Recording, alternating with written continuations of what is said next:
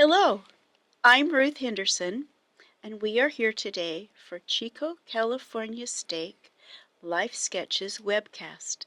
Today, we're visiting with Jennifer Gundestrup. Welcome, Jennifer. Hello. I'm glad that you're here to share your story. You have an interesting one. Okay, thank you. So let's start off by you telling us where you were born and raised. So, I was born in Willows, California, to Ray and Annette Pearson. I'm glad you mentioned your parents' names because you grew up in the state, and many people will know your parents. And your dad served as bishop in your ward Yes, a he number did. of years, so thank you. I was the first of the kids born there. All my older siblings were born in Salt Lake, Utah. And I was the only one born in Willows because I was a C-section and the doctor cut my head right there. And it wasn't very bad, but I did not excite my mother, definitely. And so my little brother was born in Enloe. That was a wise choice. Yeah. So tell us a little bit about your parents, their names, and where they were born. And My dad was born in Utah. I think he was born in Duchesne. I'm pretty sure. That's where they lived for many, many years. He's a lot younger than his siblings. He is the sixth boy, and his closest brother is 7 years older than him. So he's the baby by a lot. And then they moved to California for a bit, like Wairika, I think. And then they moved back to Salt Lake. So that's where I always remember my grandparents, Grandma and Grandpa Pearson, living in Salt Lake City. And he was a handyman. He worked for the church in maintenance and all the buildings in Chico Steak. And but he also did brickwork. He fixed cars. He could fix about anything, but it might have been a bit more like MacGyver than he might have intended. And then my mother, Annette, lived in California pretty much her whole childhood, but in different places. But they lived in Willows when she was like in high school, I believe. And my grandfather owned a pharmacy. He was a pharmacist. And she went to BYU for a year, met my dad on I think a double date, but they were dating the other person. They ended up mixing up the dates, and were engaged like a month later and then married like a few months after that. so tell us about your mother's parents who were also in this stake. Yes. Ray and June Franson were in Willows, but I never remembered them in Willows. But he owned a pharmacy, and they owned like the house my mother lives in was theirs first. And we've lived in that house, though, since I was about 2. And they eventually moved to Orland, where they bought a farm. And it wasn't a big farm, but they had orchards, and they had cows and sheep and horses and chickens and ducks and pheasants. And it was always great fun to go to Grandma's and Grandpa's house and play and run around on their farm. And he served as bishop at one point. So those in Orland probably might remember him still. Your grandfather was the bishop when we moved there, Yeah. so we remember him well. So you went to school then in Willows. Yes. Tell us about your siblings. How many children were in your family? And I am the sixth of 7. My oldest sister is Andrea. She's married to Jerry Buxton, and she has 3 children, and they live in Red Bluff. Next is my sister Julie.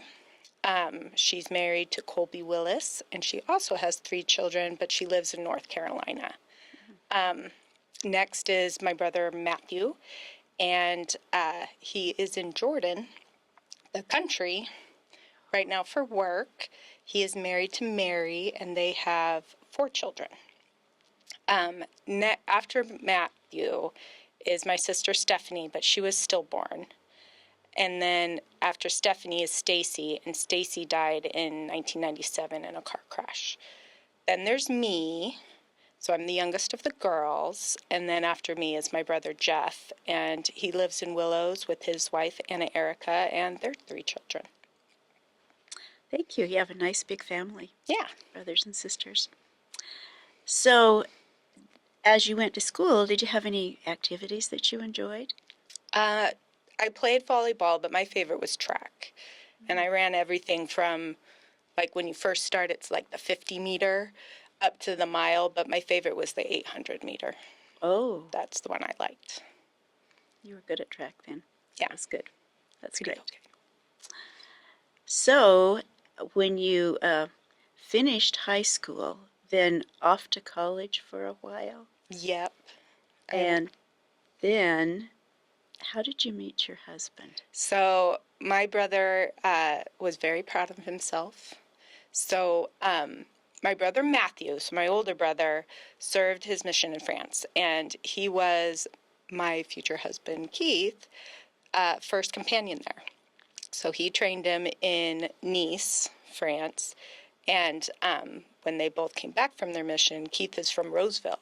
So we met at my sister's 30th birthday party in Roseville because she was living there at the time, and Matt like set us up on a double date with him and his then fiance, now wife. So he came highly recommended to you. Yes, That's good. Matt was very proud of himself. So you have an interesting proposal. Tell us about that. Yeah, so we decided as a family we wanted to go to France, and Matt came and Julie came with their spouses and my parents and I, and we had invited Keith, and at first he was like, I don't know, but we're like, you speak French, and you've been here, so you could show us around where you've been and things like that, and he eventually accepted. And so Nice is the city where they served, and there's this park there that is high up, and it overlooks the Mediterranean, and it's beautiful. And they'd gone there as missionaries and had said at the time that they wanted to bring their wives there someday. And so in that park, he proposed to me. My brother was supposed to keep everyone occupied in a way while he proposed, but he didn't do a very good job. And my sister and her husband, like Julie and Colby, were walking around and saw us, and kind of like a movie, were like, get a room, until they realized what was happening, and then they scurried off. How unique. Yeah. That's special. So where were you married? In Oakland Temple. Okay. So tell us about your children that have come to your family. We have 5 children. Our oldest, Anna Christina, is our only girl, and she is my creative artist.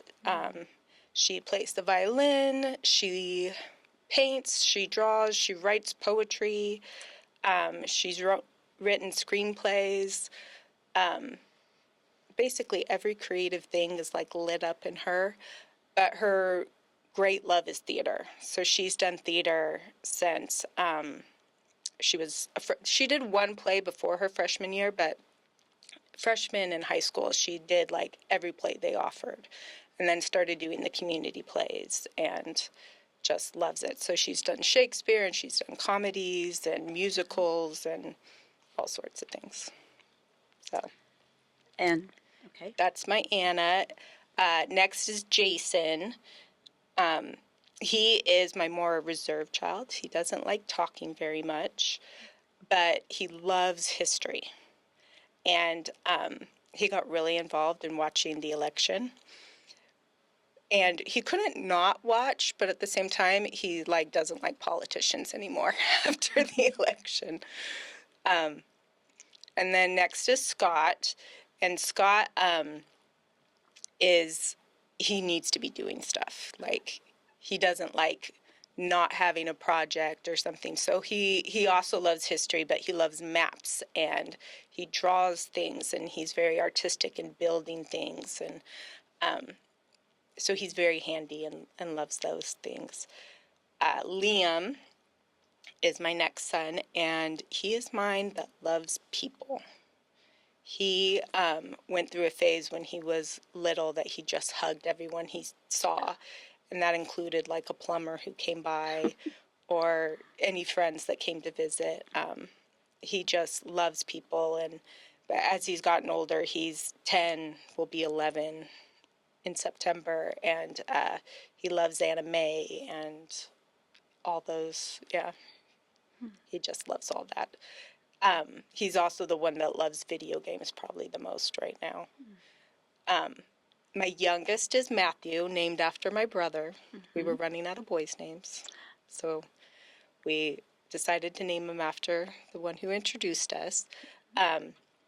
He is, it's so funny, when he started first grade, his teacher's like, he's so quiet. And I'm like, he's not at home. So he's like more reserved around others. And then he also loves art. So he and Scott will draw like these huge poster boards of whatever's in their imagination. And he's very good at reading, and he's always been quick to say things. One of my favorite things he ever did was I was talking to my mother, and I was literally changing his diaper. So he was teeny tiny.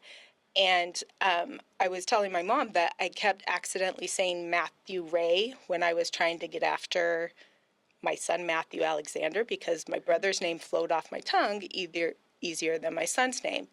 And he looked at me and said, "That's your fault."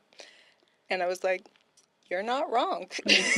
But I'm like, "You're little. I was surprised he understood enough to make a smart comment about it." Yes. So he'll worry me when he's a teenager with that tendency, I think.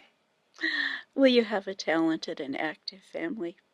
Yeah. What's some activities that you enjoy as a family? We like going on hikes. When we lived in Utah, there was a literal hike up to waterfalls, which granted we were in the desert, so unless there was a big rain, there was no waterfall. But it was at the end of our court, so we could just go up into the mountains and go on a hike, and that was a lot of fun. But the one that we can do every week that my kids love is we have a movie night. And we all take turns picking a movie. You can't complain about the movie someone else picks. But it's been fun to introduce movies that the kids maybe wouldn't have seen willingly on their own. That Keith had one that was like a World War II one that they didn't want to watch, but then when they did, actually it might have been World War I, but they found fascinating once they actually watched it. So it was fun to get them exposed to things they wouldn't normally watch. Probably even learned something, didn't they? Yeah. Okay, now you have a move coming up soon.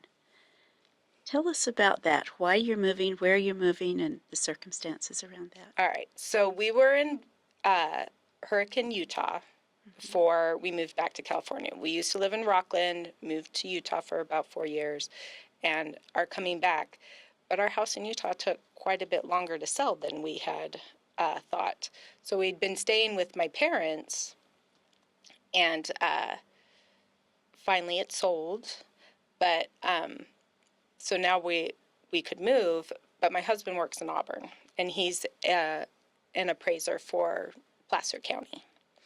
So we wanted to be somewhere close so I can actually see him every day instead of him being gone 2 or 3 days for the week. So we finally were able to find a house in Wheatland that we liked, and we will be moving in July. Well, we're going to miss you in this state, but I'm happy for you and your family that you can be together. Yeah. So, do you have any last thoughts or anything you'd care to share with our viewers? Yes.